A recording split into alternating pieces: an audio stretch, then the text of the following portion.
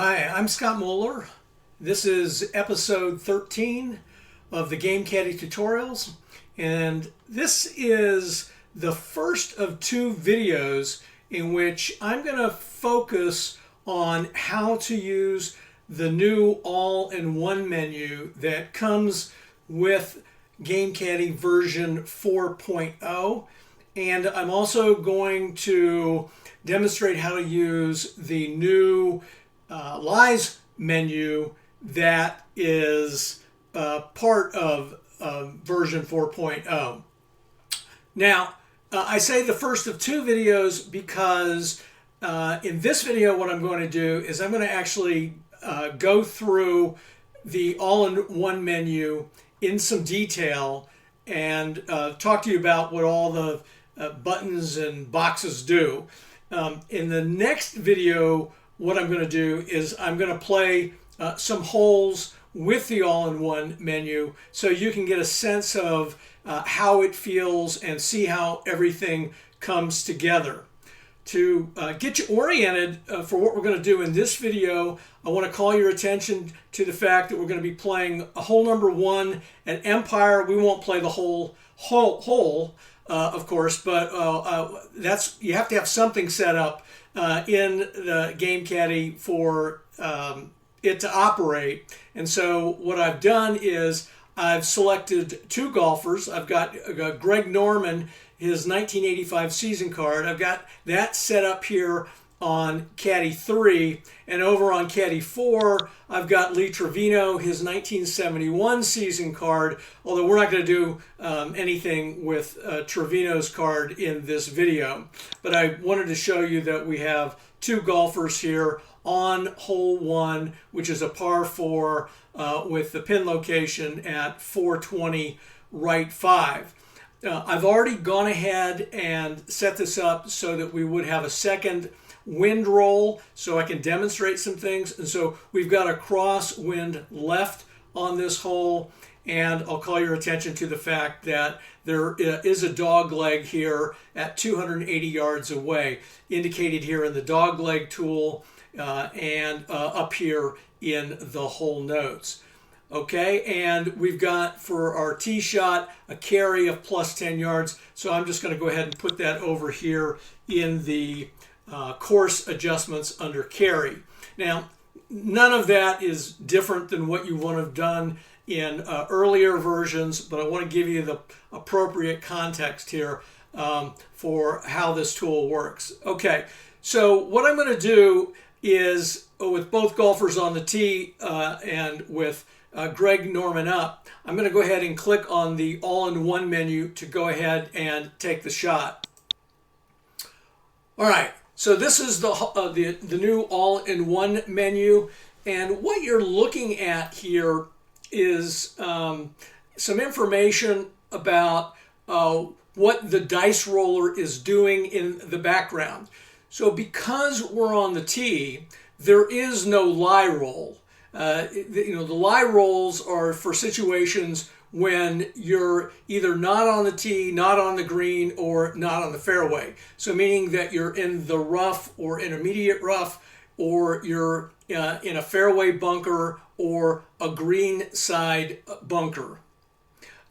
It also applies, of course, to some of the features that are on some courses like deep rough or other waste areas that you'll see on various APBA courses. Okay, the box over here is telling us our status relative to the wind. So we get lies here and wind over here.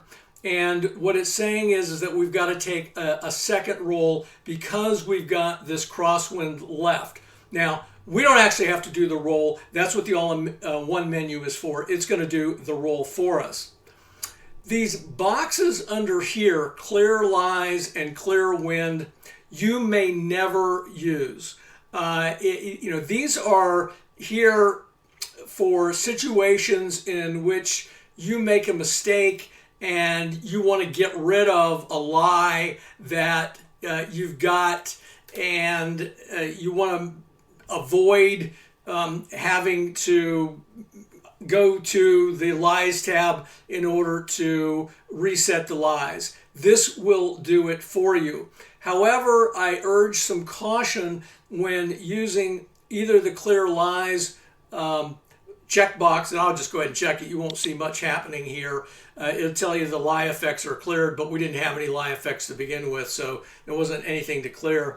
But if I did check on this clear wind, what it would do is get rid of this crosswind left that we've got.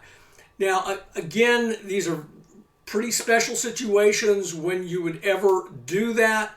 And I'm going to tell you, be straight up front with you.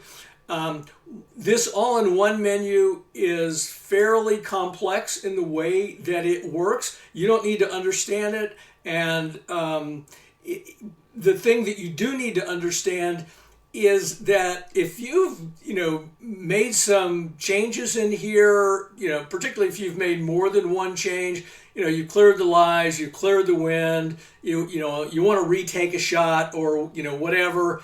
And it's not going to be as simple as just clicking the reset shot button and, looking here to, clear wind or anything like that. What you really should do in a situation like that is close the all-in-one menu and erase whatever you might need to erase over here. Use the place ball at location tool to put the ball where it needs to be, if it needs to be moved at all, and then reopen the all-in-one menu. So these buttons, or if you want to call them buttons, they're more like checkboxes. They will do certain limited things for you, but again, when you're playing, this is for correcting mistakes, but they've got to be caught rather quickly, and you can't use more than one of them at a time, or things won't work or may not work the way that you expect. Okay, so that's the speech on these two things. Be careful when you're using them. All right, the next thing you don't have to worry about at all, and that is the check boxes under view here. And I'll just go ahead and check on these. As you can see, I've got the all-in-one menu positioned to the right of the screen. As I showed you in the last video, if for whatever reason that doesn't show up well on your monitor, you can move this so that it defaults to opening in the center of the screen, and you do that from the button that's over here on the Lies tab. But even with it positioned to the right of the screen, unless you have an exceptionally large monitor, you're probably going to have portions of this table here that are not visible to you. Now, the good news is, let's say, we've got, somebody that we're playing with that their average W or average I is a 7, and we can't see all the numbers that are up here. All we have to do is slide it over a little bit. Now, next time you open up the all-in-one menu, it's going to come right back to the position that it was in before. So you'd have to do that repeatedly. But most of the time, the golfers that you're going to play with are probably going to have average W's and average I's that are no greater than 6. So while it can become a problem, it isn't typically a problem. But this can slide. The other thing I would say is that you can move this anywhere on the screen, and you can continue to click on any of these boxes that are behind this menu, and you don't have to you don't want to actually close this in order to change something that you see over here. You notice that when I entered the course adjustments, this wasn't open, but if I wanted to, let's say I noticed that, I needed to put in a 5 left up here, I could do that. I don't want to close this, because if I close it and reopen it, what's going to happen is that it's going to redo the rolls for both lies, if there are any, and for wind, if there are any. Okay? All right, well, let's take a look at what I started to tell you about, which is this. And this first one is going to show you this whole table without you having to move the all-in-one menu. So we click on that, and there you go. You've got all your numbers right there, and you're going to need to close this before you can actually select the club that you want to use. But once you've figured out, all right, I'm going to tee off with a 4-wood or my driver based on what the average W is. In this case, we've got that dog leg that we need to be a little bit concerned about here at 280. So certain players might not want to tee off with a driver in the event that you go through the inside of that dog leg, and you could end up in those trees that are north of the west of the dog leg in Game Caddy terms. Or you might decide, yeah, 4 wood's a better club for this particular situation. But again, the purpose of this is so you can look at more information at one time. I used this one on the previous video, showed you what this is all about. This is when you have lie adjustments and restrictions. This is a table you've presumably seen before with earlier versions of the Game Caddy. It doesn't cover every possible situation that you can run into because I don't have all the APBA course boards and I don't know what all those situations are, but it will certainly cover all the standard ones and a few of the course-specific ones. All right, and then club maximums. This is a new tool in version 4.0, and I really like this tool because it keeps you from having to bounce back and forth between the clubs tab when you've got a situation where you need to figure out tree clearance or how much you can work the ball. And so you've got all the detail here that's necessary to figure that out for each club. So for example, if I'm wondering whether or not I'm blocked by trees and I know that I'm got 80 yards of clearance and I'm sitting in the rough, then the maximum club I'll be able to use is a 5-iron in that situation.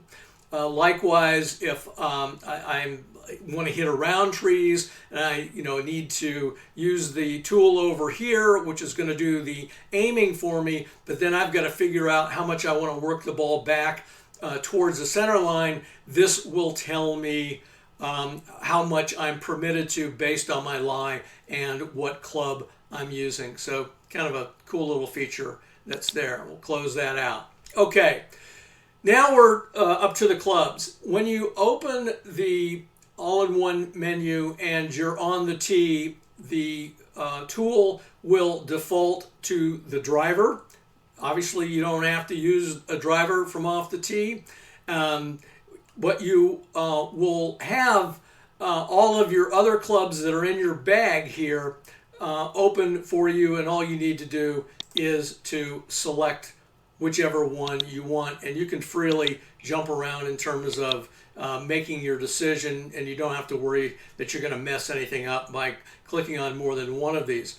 You'll notice that some of these are grayed out in this situation. So 3-wood's not available,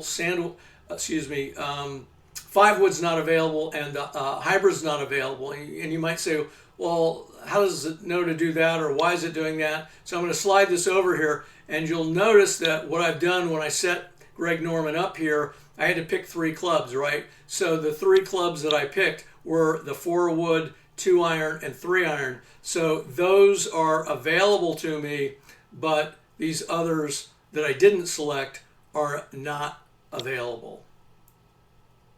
Okay, the dice roller is pretty self-explanatory, I hope. So I click on that, and it gives me 2 numbers at one time.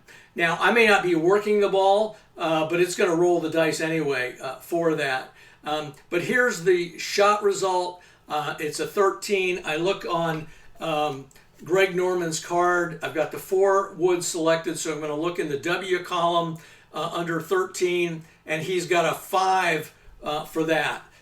You know that his average W is 4, so I don't have the option here of using the average W, but I would go ahead and put 5 in that box, and then I would click take a shot. I'm going to hold off doing that because I want to talk to you about some of these other things that you're looking at here that we didn't get a chance to cover.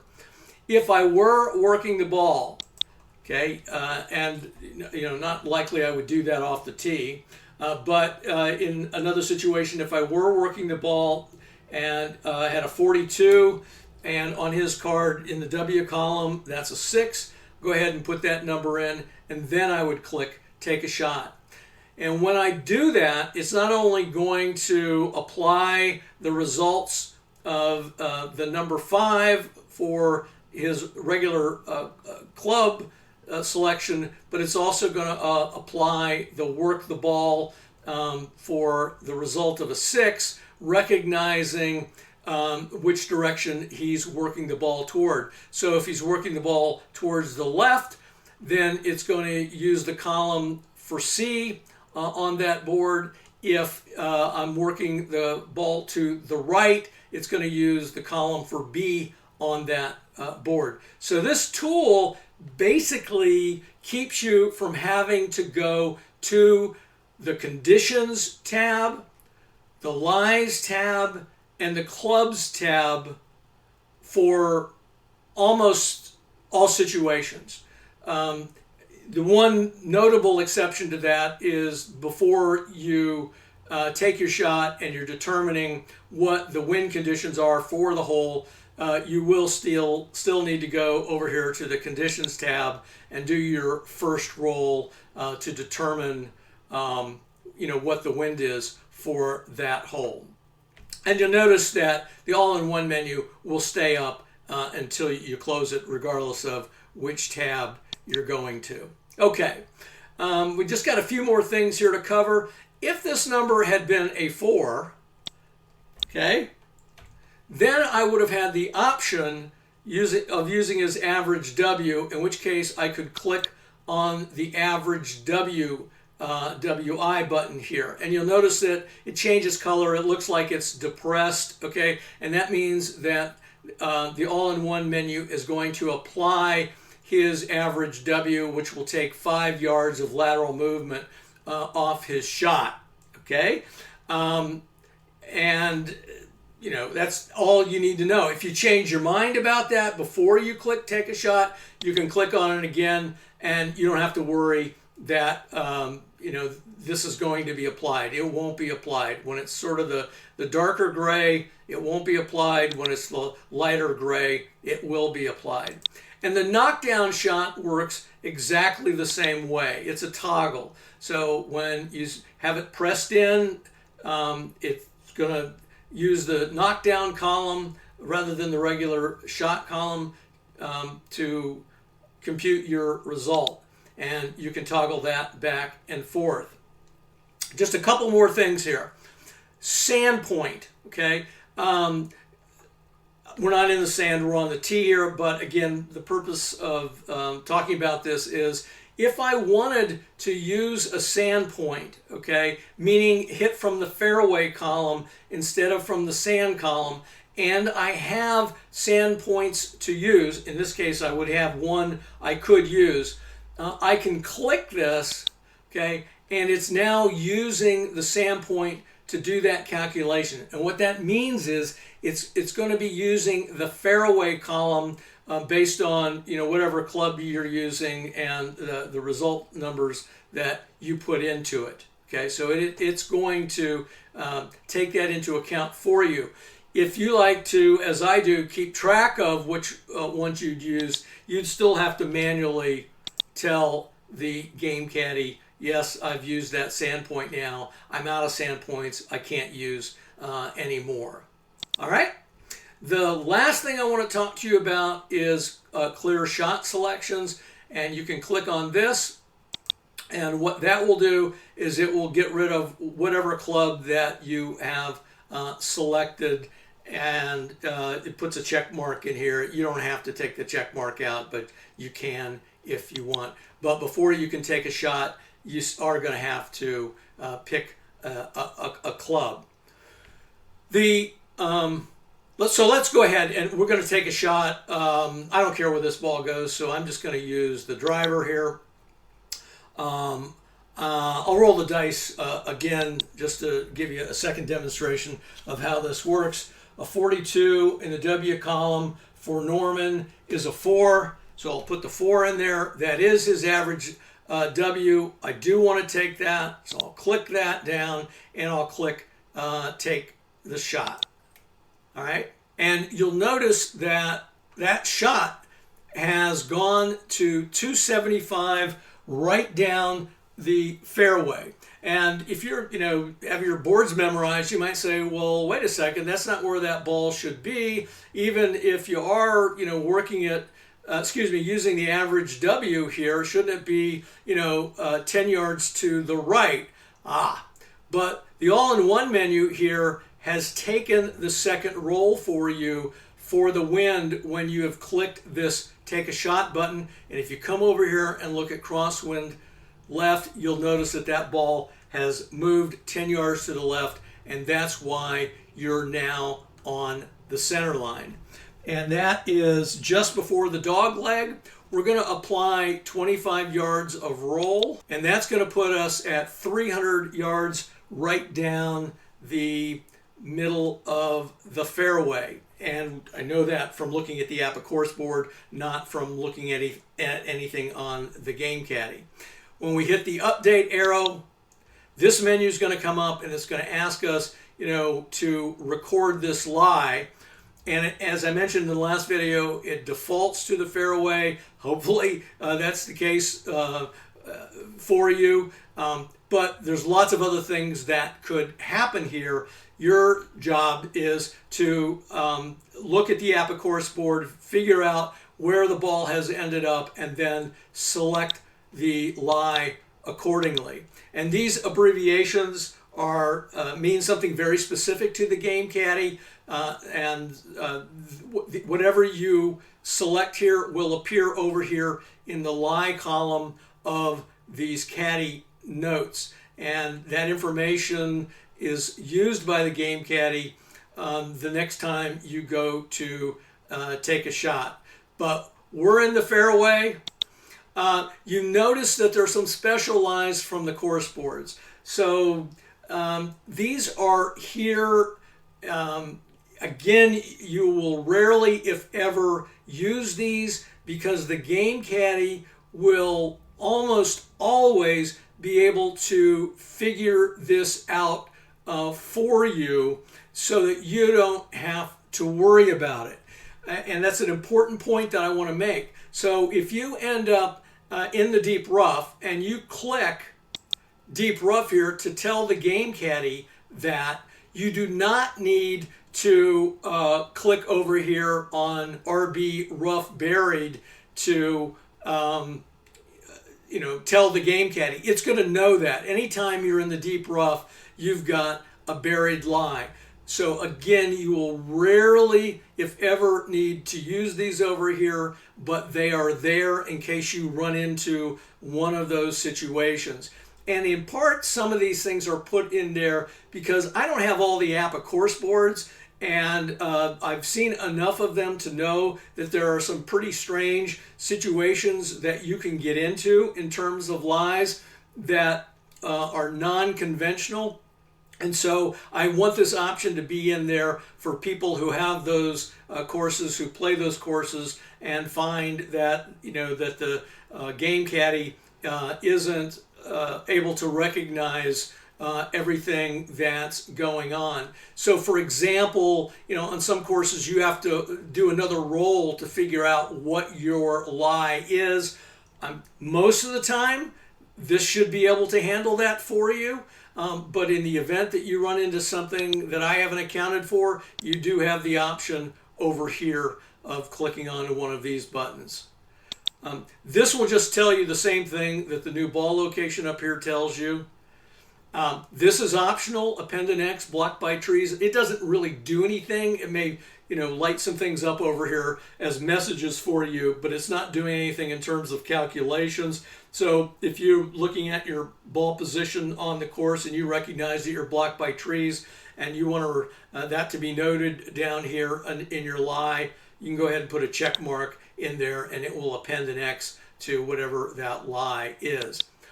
This box down here is for, again, lies that might be custom to a specific course and you want a record of them. Or the most common use that I have for this box is all type water in here. Now, the Game Caddy doesn't know, when I've hit the ball into the water. It doesn't recognize the word water to mean anything special.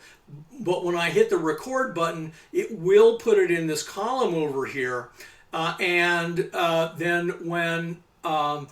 if I'm playing multiple golfers, when I come back to this golfer to figure out, where do I want to drop that ball? Okay, I've got that word water in there to remind me, okay, yeah, that shot went into the water. Now, do I want to re-hit from the last location, or do I want to, drop one square away from where that ball entered into the water, and so on and so forth. And in either case, I'm going to be entering a penalty stroke, and with that penalty stroke, I will then put in the lie associated with my new lie. So it doesn't matter that this says water, because the Game Caddy's not going to be doing anything with it anyway.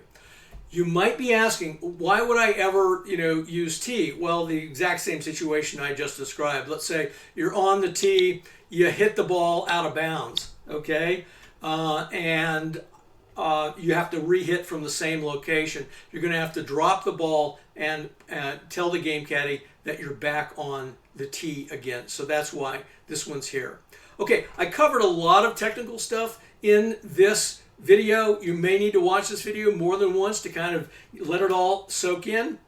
But what I'm going to do in the next video is I'm actually going to play some holes, show you how all this works, and you're going to see that this is really easy. And even though I went into all that detail, most of the time there's only a few things you're ever going to need to know and do with the all-in-one menu and with this record location menu that's up here on the screen. Until next time, grip it and rip it.